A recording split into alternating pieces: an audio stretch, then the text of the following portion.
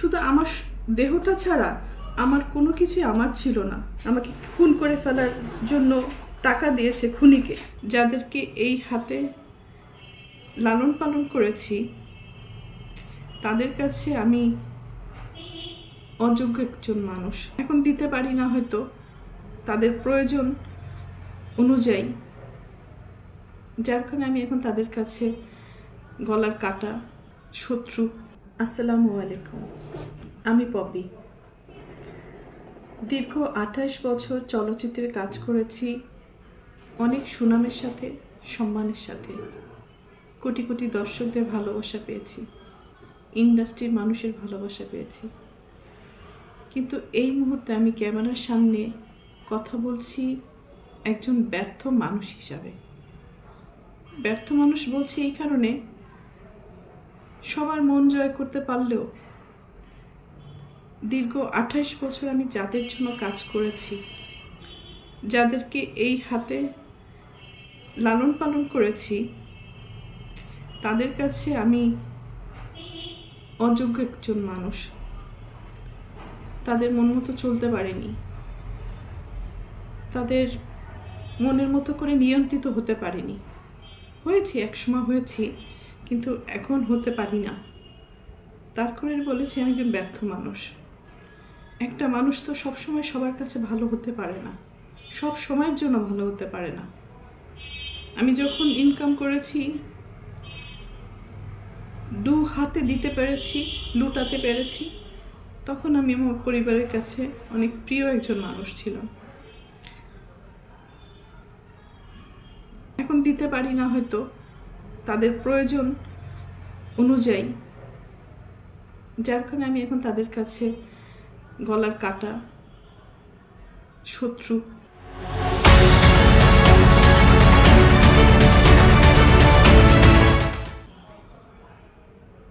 এবং অপছন্দের একজন মানুষ।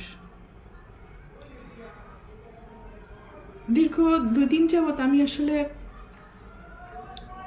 দেখলাম যে আমার পরিবার কতটা নিচে নামতে পারে, কতটা হীন পরিচয় দিতে পারে, কত হিংস্র ব্যবহার করতে পারে, কত নোংরা শব্দ ইউজ করতে পারে। সাথে আমার মিডিয়া, তারাও আমার একসময় চলার পথের সঙ্গী হিসাবে কাজ করেছে। মিডিয়ার কাছ থেকে সবসময় আমি সহযোগিতা পেয়েছি, ভালোবাসা পেয়েছি, সাপোর্ট পেয়েছি। কিন্তু আমার পরিবারের কয়েকটা মানুষের মিথ্যা কিছু কথাবার্তা, মিথ্যা অভিনয়, মিথ্যা নাটক, মিথ্যা অভিযোগ বলার সাথে সাথে যে মানুষগুলো আমাকে সব থেকে বেশি চেনার কথা, জানার কথা, সাপোর্ট করার কথা, সেই মানুষগুলো ওই মানুষগুলো আমার পরিবারের মানুষগুলোর কথা অনুযায়ী আমাকে ভুলভাবে আমার দর্শকদের কাছে বলেন, বাংলাদেশের মানুষের কাছে খুব বাজেভাবে উপস্থাপন করেছে। তো এর থেকে দুঃখজনক আর কিছুই হতে পারে না। যাদের জন্য কাজ করেছি আজকে তারা কেউই আমার না। এই জন্য হয়তো আল্লাহ বলে, যার যার জীবন হিজ হিজ হুজ হুজ, কিয়ামতের মাঠে কেউ কাউকে চিনবে না। তো একটা মেন পয়েন্টে আসি। আজকে যে অভিযোগগুলো আমার মা আর বোন করছে, খুব স্ট্রংলি আমি প্রতিবাদ করলাম।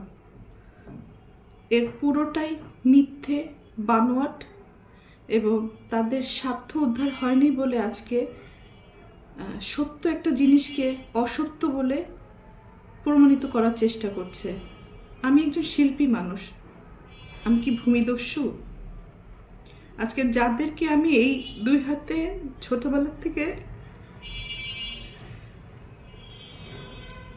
লালন পালন করেছি, যাদেরকে আমি মানুষ করেছি, আমার জীবনের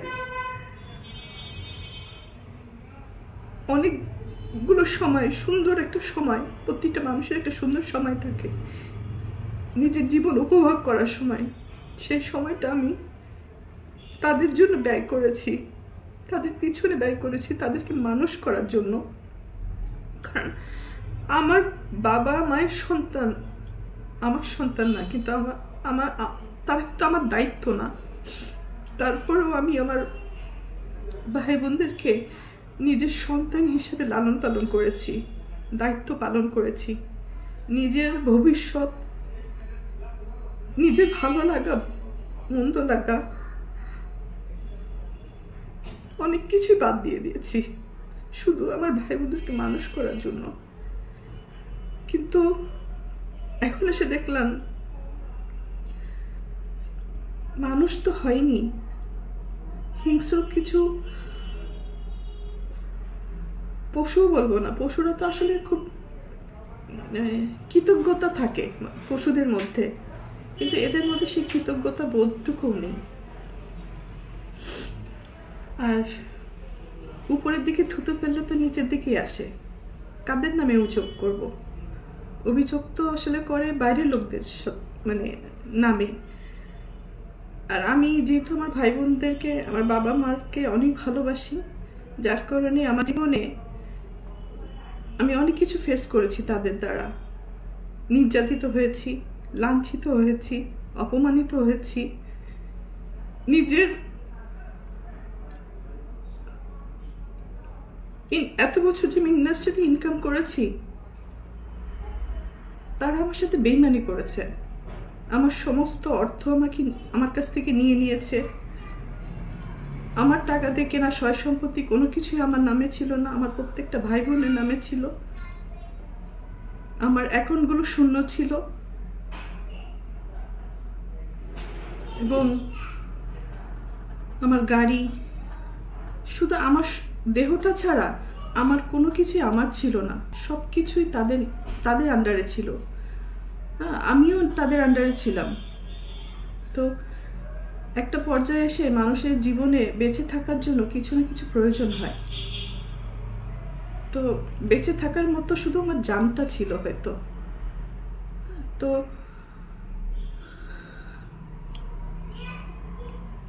একটা পর্যায়ে এসে যখন আমি জানতে পারলাম আমার পরিবারই আমার সাথে বেইমানি করেছে, আমাকে ঠকিয়েছে, আমার সব কিছু কেড়ে নিয়েছে, এগুলো জানার পরে আমি চুপ ছিলাম। আমি যাদেরকে কোলে পিঠে মানুষ করেছি এই হাত দিয়ে, আমি তাদের দ্বারা অনেক বেশি নির্যাতিত হয়েছি। তারা আমাকে ফিজিক্যালি অ্যাসল্ট করেছে,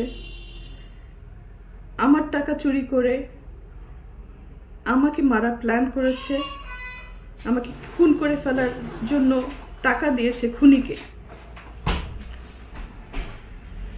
আমার আপন ভাই এটার সাথে জড়িত, আপন বোন জড়িত, আর একটা সামিন নামে একটা ছেলেকে পালক নিয়েছিলেন। তারপরও আমি অ্যাকসেপ্ট করেছিলাম যে ঠিক আছে, একটা মানুষ তো, একটা বাচ্চাকে লালন পালনের দায়িত্ব নিয়েছিলাম।